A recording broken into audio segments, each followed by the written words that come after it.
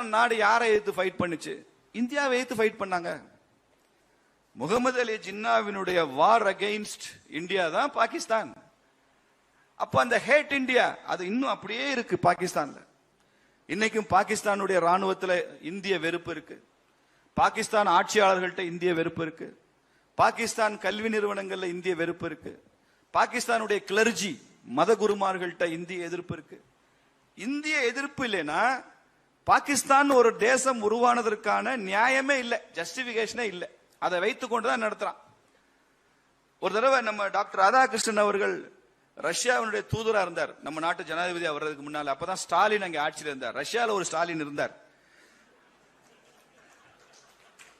அவரும் சர்வாதிகாரியா தான் இருந்தார், நம்ம ஊர் ஸ்டாலின் மாதிரியே. அவர்கிட்ட ஒரு தடவை ராதாகிருஷ்ணன் நல்லா பேசுவாராம். அவர்கிட்ட கேட்டிருக்கிறாரு, கம்யூனிசத்தினுடைய வெற்றிக்கு என்ன காரணம்னு டாக்டர் ராதாகிருஷ்ணன் ஸ்டாலின் கேட்டாராம். கம்யூனிசம் ரஷ்யால வெற்றி அடைஞ்சது, நீங்களும் ஆட்சியில் இருக்கீங்க, அதுக்கு என்ன காரணம் சார்?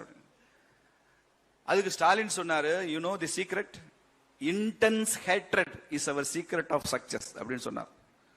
தீவிர துவேஷம், தீவிர வெறுப்பு, அதுதான் கம்யூனிசத்தினுடைய வெற்றிக்கே அடிப்படை காரணம். அந்த வெறுப்பு இல்லாமல் கம்யூனிசம் வெற்றி பெறாது. இது RSS இயக்கத்தினுடைய தலைவராக இருந்த குருஜி கோல்வல்கர் அவர்கள் இந்த சம்பவத்தை குறிப்பிட்டு டாக்டர் ராதாகிருஷ்ணன் அவர்களுக்கு அப்படி பதில் சொன்னார் ஸ்டாலின். ஆனா நம்ம நாட்டில் இந்தியாவினுடைய 5000 வருஷம் 10,000 வருஷம் நாகரிகத்தினுடைய வெற்றி, இந்த சிவிலைசேஷனல் சக்சஸ்க்கு என்ன தெரியுமா காரணம்? இன்டென்ஸ் ஹேட்ரட் இல்ல, intense love is the secret of our success. இப்ப பாருங்க, ரெண்டு தேசமும் எப்படிங்க மேட்ச் ஆகும்? இந்தியாவோட ஜீனே இன்டென்ஸ் லவ், தீவிர